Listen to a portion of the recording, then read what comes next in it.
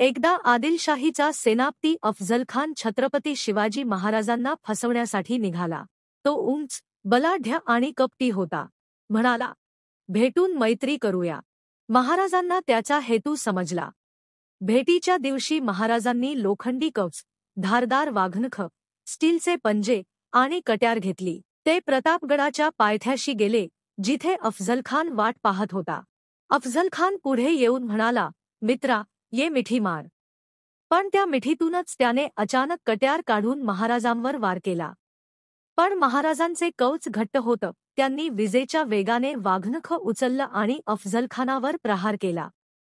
खान मागे ढकलला गेला आणि बाहेर लपलेले मावळे ओरडले, हर हर महादेव।